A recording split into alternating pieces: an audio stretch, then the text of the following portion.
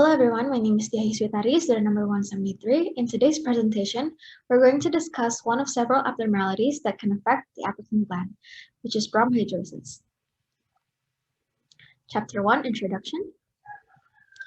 So, apocrine glands are sweat glands that are commonly found in several locations in the human body, mainly areas with lots of body hair. Abnormalities may occur to this gland, and bromhidrosis is one of them. We would like to explain further about bromhidrosis, including its definition, epidemiology, etiology, pathophysiology, diagnosis, and its prognosis. My name is Putu Arya Bramantia with student number 181. So the formulation of the problem is: what is the definition of bromhidrosis? How is the epidemiology of bromhidrosis?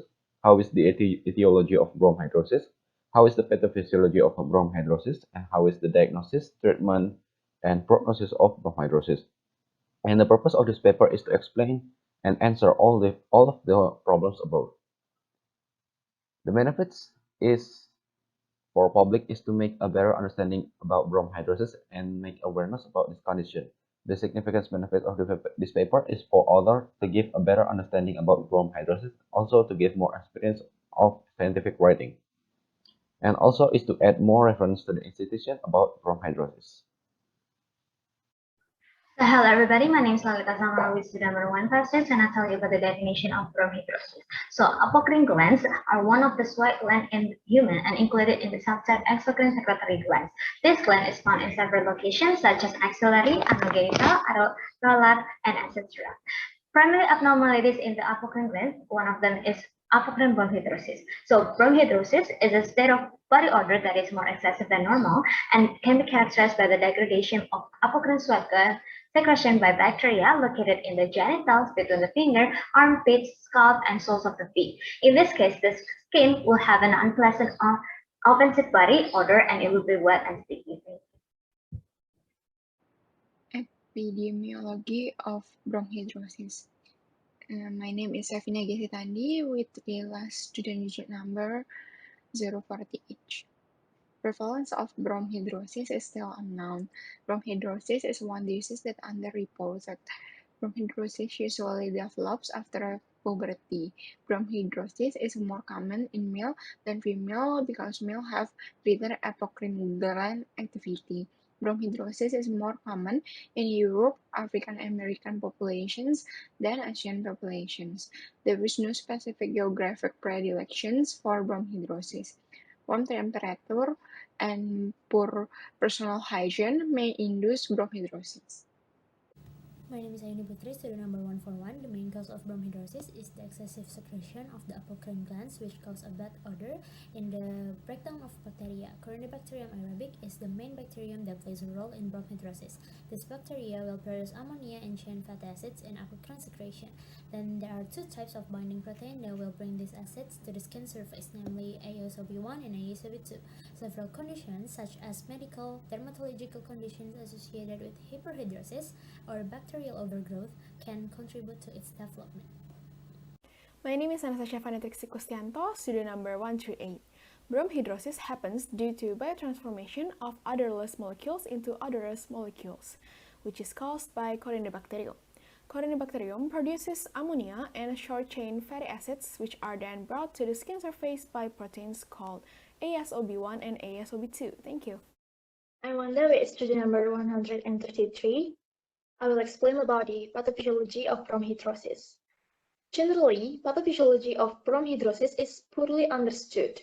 Apocrine bromhidrosis associated with degradation of apocrine sweat by skin bacteria, while acrine bromhidrosis associated with bacterial degradation in the stratum corneum, metabolic disorders, consumption of smelly foods, and dysfunction of the sympathetic nervous system, especially cholinergic fibers that innervate the acrine glands. Hello, my name is Abelga, and today I would like to explain about diagnosis of bromhidrosis. So the clinical symptoms for bromhidrosis is extreme body odor, especially in armpit, genital, and palms. From anamnesis, we can get information about unpleasant body odor, which is sour, musty, or rancid, which lowers the patient's self-confidence and interferes with social interaction. From physical examination, there is no abnormalities that can be found from the skin, or there is no skin lesion.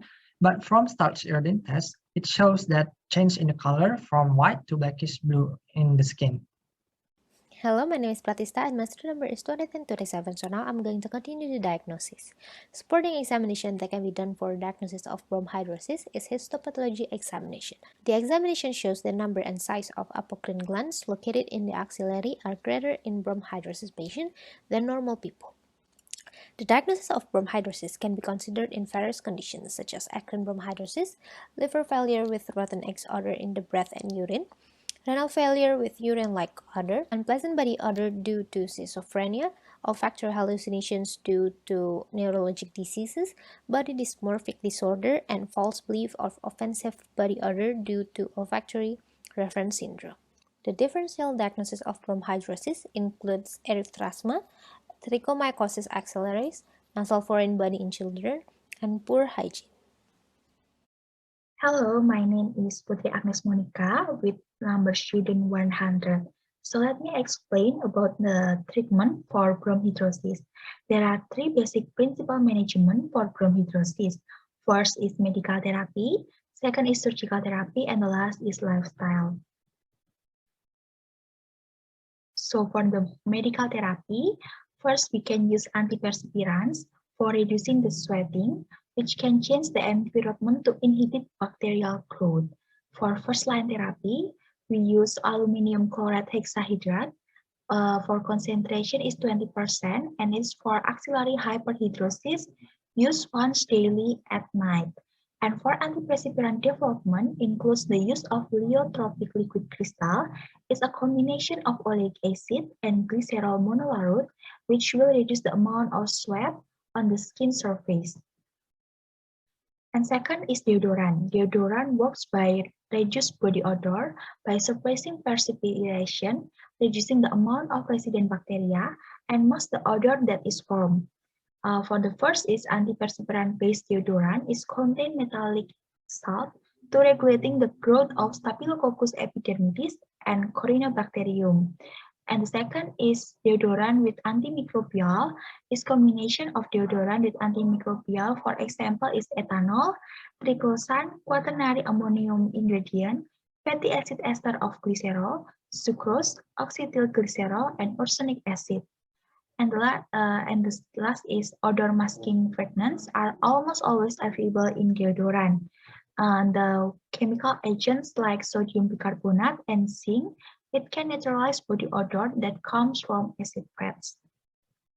And for topical antibiotic, we can use clindamycin and erythromycin, and they can limiting the growth of bacteria, decompose apocrine gland secretion, and prevent odor formation due to the formation of fatty acid. And the last is systemic anticholinergic drugs. Is work by blocking the sympathetic nerve so that reduce sweat gland secretion. My name is Dias Bauskara, student number 168, surgical. The second principal management of bromhidrosis is surgical. Surgical treatment improves long-term management of bromhidrosis, but also comes with a higher risk of morbidity such as scarring and surgical complications. Surgical excision of apocrine gland has always been a therapy that provides patients with good therapeutic results and low rate of smell recurrence. At the center of a designated area, an elliptical incision is made, with both tips of the ellipse running along the axillary crease. Elliptical skin and subcutaneous tissues are removed and blocked. Straight scissors are used to undermine the neighboring skin. Curved scissors are used to undermine subcutaneous tissue, and the skin is defatted to create a full thickness skin flap, and any probable hemorrhage areas were electrosurgically coagulated right away. Surgical excision of subcutaneous apocrine gland had always been effective. However, it was accompanied by a conspicuous scar in the axillary fossa. Therefore, the liposuction curettage with subdermal undermining through a miniature incision was developed. It is a procedure with low complication rate, short recovery time, and minimal scarring. A small incision is made on the inferior pole of the central axillary crease, through which a Metzenzambau scissor is used to perform blunt dissection upon the entire pre-marked subcutaneous tissue, followed by a trimming procedure of the undermined skin to remove gland tissue, allowing a greater efficiency and ease of subsequent suction curettage procedure. Then, a cannula is then inserted into the cavity to perform dermal suction curettage. At the end of the procedure, the skin becomes very thin, allowing the detection of adhered fat tissue and apocrine gland, which then will be snipped off during identification. The next slide shows post-operative scarring of both procedures, on the left showing conventional surgical excision scar, and on the right, liposuction curettage scarring. Hello, my name is Krisna Paramita Karimaya with NIM 170. The last principal management is lifestyle, which is achieved through dietary approaches. More odor may be caused by accumulation of odorous compounds resulting from diet. Therefore, alleviating the symptoms of bromhidrosis may be done by dietary restrictions. Some examples of foods that may affect body odor are cruciferous vegetables, meat and dairy foods, and lastly, seafood that contains trimethylamine, which may cause body odor in people with trimethylaminiuria. Lastly, about the prognosis. Although being a chronic condition, bromhidrosis is non-remitting. Therefore, the organic prognosis of bromhidrosis is generally good. However, in some cases of bromhidrosis that is treated with surgical excision, the bromhidrosis may return due to the surgical technique used and the depth of the tissue removed. Furthermore, despite the organic prognosis of bromhidrosis is generally good, bromhidrosis may affect patients' mental status. Patients may develop an impairment in psychosocial function, as bromhidrosis patients usually feel more self-conscious and embarrassed.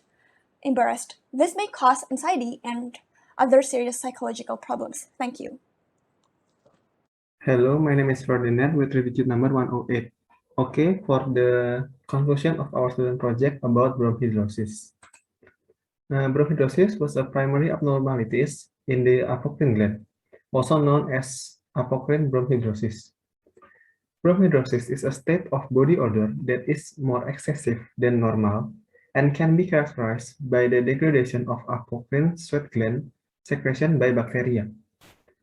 Bromhidrosis is more common in Europe and also African American population than Asian population.